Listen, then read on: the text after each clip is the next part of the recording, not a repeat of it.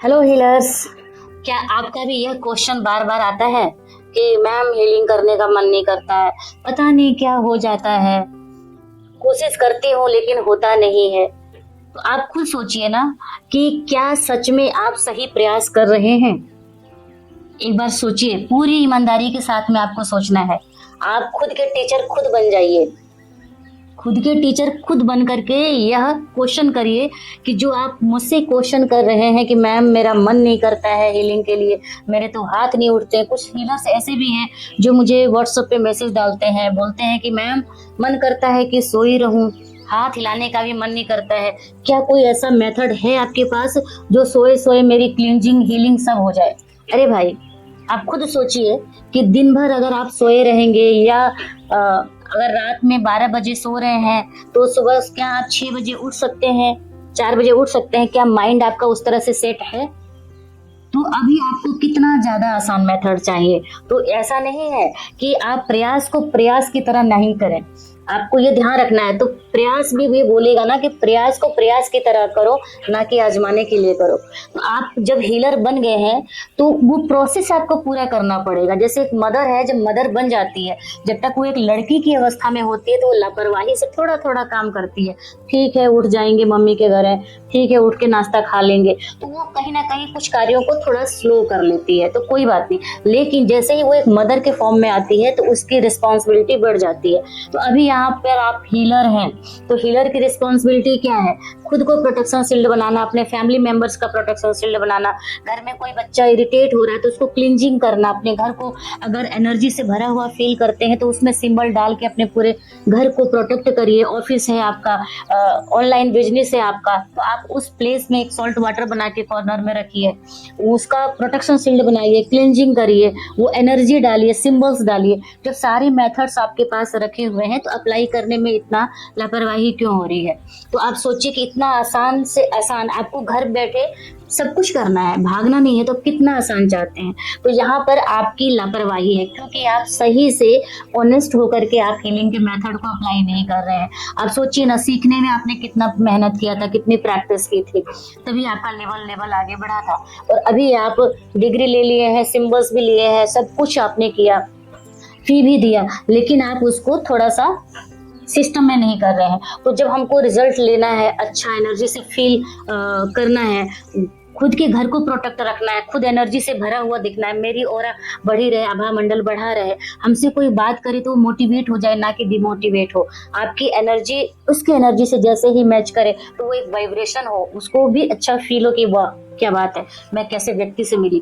तो ये देखना है कि आप अपनी इस तरह बातों को बोल बोल करके आप अपनी जो ऑरा है, आभा मंडल है, कैसा बना रहे हैं। जब आपका जो आभा मंडल है वो जब ठीक नहीं बनता है, तो ठीक नहीं बना, आज आपका आभा मंडल गड़बड़ बन रहा है, टेढ़ा मेढ़ा बन रहा है, तो उसका जिम्मेदार कौन है? सिर्फ आप हैं, क्योंकि आप सही से खुद को हीलिंग नहीं दे पा रहे हैं, सही से वो खुद को एनर्जी नहीं डाल पा रहे हैं, आप अपनी पावर को नहीं बढ़ा पा रहे हैं। जैसे बहुत सारे मेथड्स हमने चैनल पे भी डाले हैं, बुक्स भी आपको हमने इसीलिए दिया है, आपको बहुत सारे ऐसे मेथड्स है, सेशन दे रखा है कि आप खुद को कैसे चार्ज रखें, खुद की ऑरा कैसे बढ़ा के रखें। तो जब आपका ऑरा बढ़ा रहेगा, आभा मंडल जिसको हम हिंदी में बोलते हैं, तो आपका ना जो एक आउटलाइन है आपके फेस का, बॉडी का, वो बहुत ही अच्छे शेप में बन के आएगा। ठीक है। और जैसे ही आपका थॉट प्रोसेस गड़बड़ होता है तो वो आपका जो आभा मंडल है ना, और वो टेढ़ी मेढ़ी बन के आती है। तो आप खुद सोचिए कि टेढ़ा मेढ़ा फल किसको खाना पसंद है?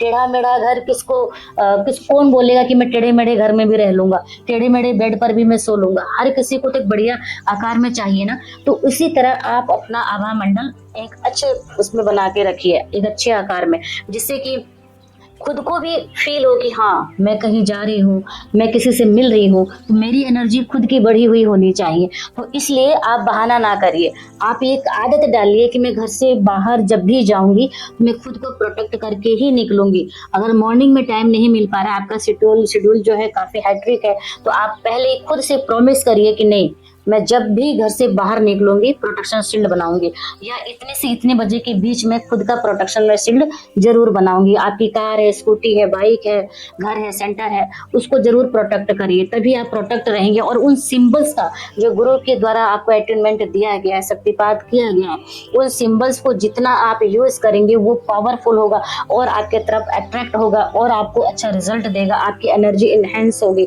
और आपको लगेगा कि हाँ, मेरे अंदर ऐसे पॉजिटिव थॉट्स आ रहे हैं, ऐसे ऐसे आइडियाज आ रहे हैं जिसको आप अपने बिजनेस में, घर में, बच्चों की लाइफ में, खुद की लाइफ में यूज करके आगे बढ़ रही हैं। तो इसलिए प्रयास को प्रयास की तरह करिए, ना कि आजमाने के लिए करिए। नहीं तो रेकी माँ भी सोचेगी जब इनको जरूरत होती है तब ये हीलिंग करना शुरू करते हैं, जरूरत नहीं होती है तो ये इग्नोर करते हैं, वो वैल्यू नहीं समझते हैं। तो आप ये सोचिए ना कि बहुत भाग्य सौभाग्य से आपको यह एनर्जी मिली है, रेकी माँ मिली है। जल्दी किसी को माँ नहीं मिलती, एक माँ नहीं मिलती है।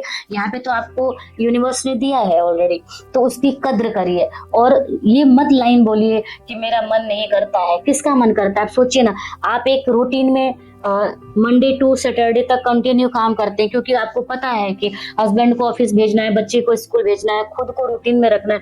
और जैसे ही संडे आता है पता चला कि 12 बजे उठ रहे हैं। क्यों उठ रहे हैं? अरे आज संडे है, अरे आज हॉलीडे है।